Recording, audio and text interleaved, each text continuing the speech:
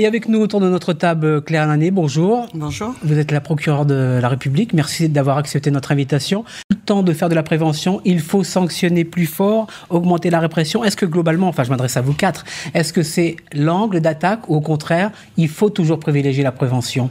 Non, je crois Madame Lanet. Oui, il y a trois angles d'attaque. Il y a l'information, la prévention et la répression. La répression doit s'appliquer pour les faits les plus graves qui sont totalement intolérables. Comme on l'a indiqué en début d'émission, elle doit également s'appliquer quand tout a été tenté, tout a échoué et pour les récidivistes.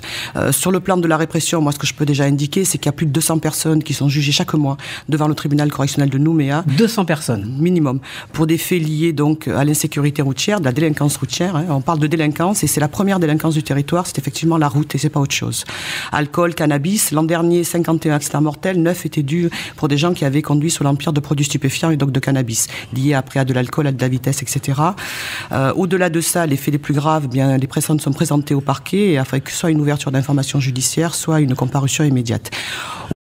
En clair, ça veut dire que moi, sur ma carrière de parquet, au sens large du terme, c'est ici que j'ai eu le moins d'outils juridiques pour lutter efficacement contre la délinquance routière.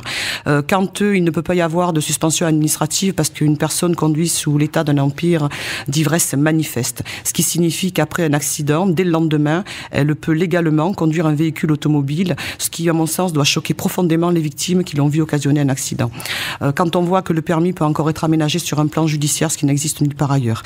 Quand on voit que pour lutter efficacement, il faut effectivement sanctionner sur le permis de conduire quand il existe ou sur le véhicule automobile et que l'absence totale de fourrière en dehors de Nouméa, sur l'ensemble du territoire et en brousse, ne permet pas de retirer un véhicule automobile qui roule sans assurance, qui plus est techniquement défaillant et qui va être repris immédiatement par d'autres personnes, peut-être avec le risque de causer encore des victimes des accidents, c'est proprement scandaleux que les moyens matériels, que les moyens juridiques ne soient pas mis à la disposition.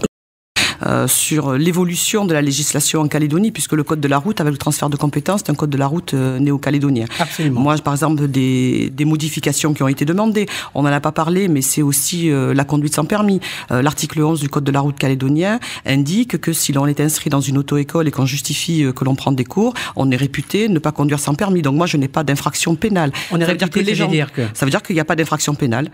À partir du moment où on est inscrit dans une auto-école et qu'on justifie qu'on prend des cours, si on est pris au volant alors qu'on n'est pas titulaire du permis de conduire, en Calédonie, il n'y a pas d'infraction pénale. Alors vous savez que ça surprend encore énormément. J'en parlais ce matin en conférence de rédaction. Non, mais je vais vous dire personne ne le croyait. À quel point ça surprend, c'est que les gendarmes nouvellement affectés sur le territoire et qui contrôlent des gens sans permis, quand ils appellent la permanence parc, etc., c'est extrêmement frustrant de constater une infraction et de se rendre compte que c'est l'impunité la plus totale. Bon. Merci pour toutes ces explications. Je tiens quand même à préciser que j'avais officiellement invité la DI3T et le gouvernement, mais vous avez vu, le micro est vide, il n'y a personne. Madame la procureure, dans cette émission, c'est-à-dire du 13 novembre 2009, vous faites passer un message de fermeté sur la délinquance routière. Vous dites que la répression doit s'appliquer pour les faits les plus graves. Je vous rappelle les faits dans le décès de mon fils. Le conducteur n'avait pas le permis. Il était sous l'empire de l'alcool et du cannabis. Il roulait à 130 km/h sur une route limitée à 80 km/h. Défaut de maîtrise du véhicule et délit de fuite. Mon fils reste coincé à l'arrière du véhicule et sera brûlé à 95%. Il reste conscient jusqu'à son arrivée à l'hôpital, dans d'atroces souffrances, et il décédera le lendemain. N'est-ce pas un cas des plus graves ?